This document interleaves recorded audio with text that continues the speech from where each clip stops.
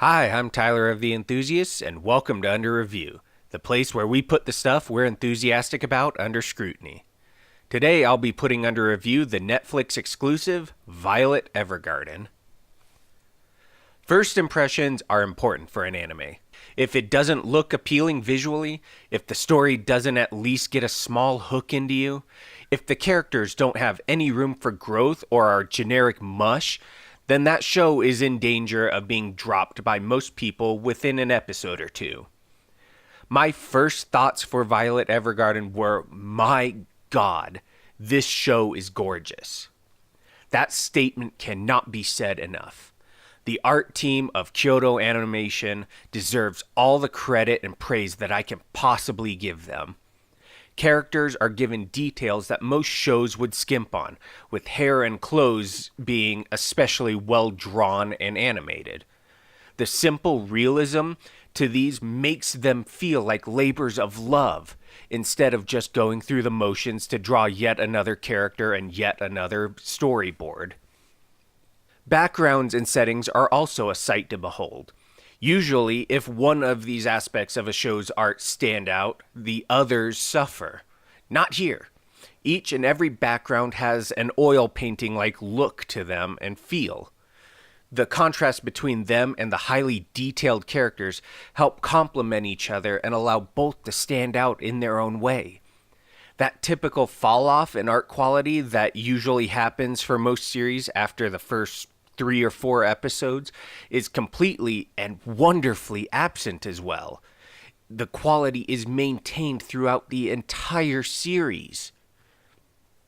And when I talk about a show's art, generally I will mention its crappy CGI, even in backgrounds, because that is a major pet peeve of mine, because it's just an immersion-breaking thing in otherwise decently animated shows.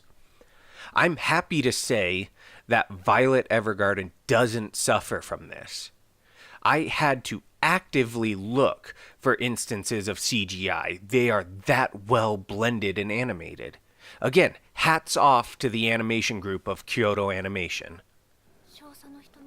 With there being so many series every season, let alone each year, most soundtracks are simple and generic affairs too. Violet Evergarden's soundtrack is simple, but it's gorgeously so. Every track fills its role perfectly.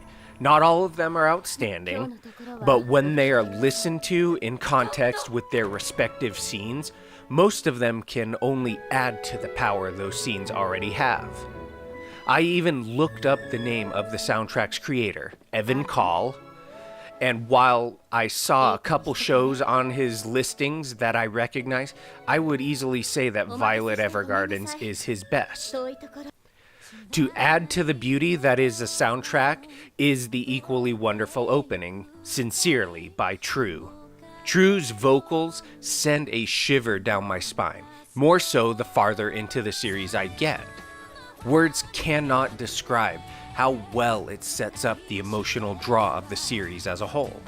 The visuals are also wonderful to look at. Usually the theme song art is very polished versus what you would see in the series. But here they are absolutely comparable to each other. I love it and the atmosphere that the song generates for the show. And Michi Shirube by Chihari Minori is beautiful for a different reason. Its simplicity. Comprising just of piano and vocals, the level of this song's beauty also increases the farther into the show you get.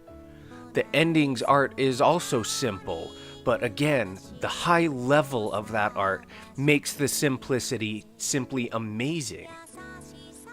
I'm not always a fan of Chihara Minori's themes, but her voice lends so much power and emotion to simple one instrument theme songs.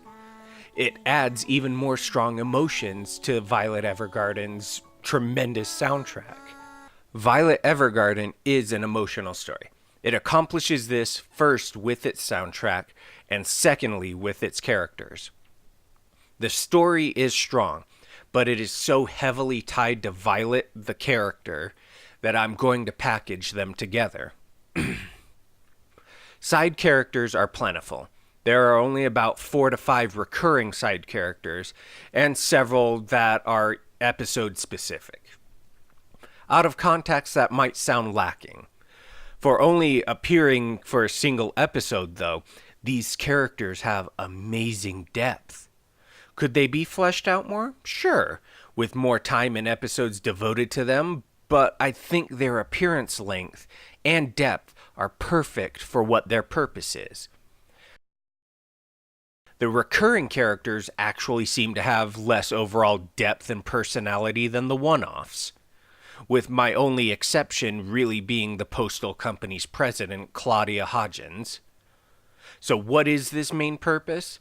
It's to help Violet Evergarden, our lead, who is fresh from being a ruthless child weapon of the army, discover the meaning behind her commanding officer's final words.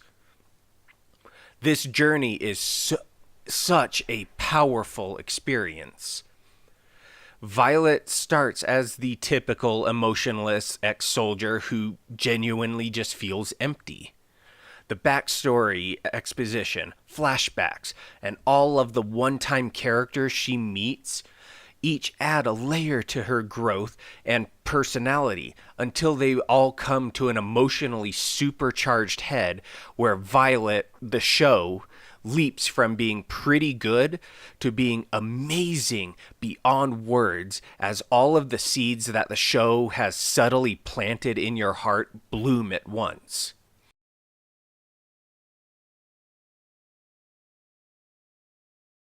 Violet's voice actress, Ishikawa Yui, is the heart and soul of both the character and the series. She does an outstanding job of bringing emotions to the emotionless in each role that I can recognize her voice from. Combining her performance with the show's emotional peak, Violet Evergarden, both the show and the character, managed to tear my heart to pieces and reduce me to a crying mess. And not just the misty-eyed crying or the manly single tear running down crying. I'm talking like full rivers down my face, runny nose, ugly crying. That if someone had walked in on me in the middle of it, they would have thought I was going through a legitimate crisis. There hasn't been a show that's done that to me in years. That is my gold standard for how well a show does to make me care and tie me to their characters. Seeing Violet's growth throughout the show is a rewarding experience. It isn't that cheap growth that some shows use where someone gives a protagonist a rousing speech and suddenly whatever deficit they had no longer exists. No! This is a slow but steady growth that is inspired by Violet taking small pieces of wisdom and experience from each and every one of her jobs and encounters with others. Violet does an outstanding job growing not only its story but its main character by inextricably tying them and the emotional investment for the show together, creating a lasting attachment to Violet and her journey. Now, as a show that is based almost entirely around the rebuilding in the aftermath of war, Violet Evergarden is a true masterpiece. The only actual misstep is in the show's final conflict. The conflict itself isn't poorly done. People who continue to seek war are common in war's aftermath. It hits a hurdle, however, when it first reduces the opposing leader into a maniacally laughing caricature of evil to prove the point that he's a bad guy instead of someone who might be making a poor choice. And second, by throwing out all of the logic and common sense that the world built up in your mind in order to have two people simultaneously kick and pull bombs that have been riveted to steel beams off with relative ease. Granted that having one child soldier on your side helps turn the tide of battle is also a bit ridiculous, but at least that was supported by the story being told. The strengths of Violet Evergarden: absolutely stunning and flawless art, a beautiful soundtrack, its opening and ending, and a strong story centered around Violet's tremendous growth far outweigh its minuscule flaws of having weak recurring side characters and an overblown fantastical final conflict. This is a show that if you want an emotional journey, you aren't going to find much better. I am giving the gem that is Violet Evergarden a 9 out of 10. Its couple flaws, while small, are enough to keep it from true perfection. But this is about as good as you can get out of a 13-episode show.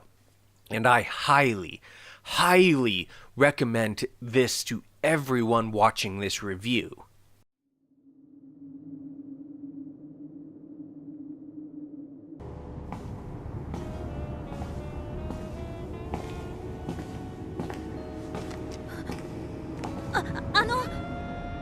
お急ぎのところすみませんが、私の運勢というか恋愛について占ってもらえませんか？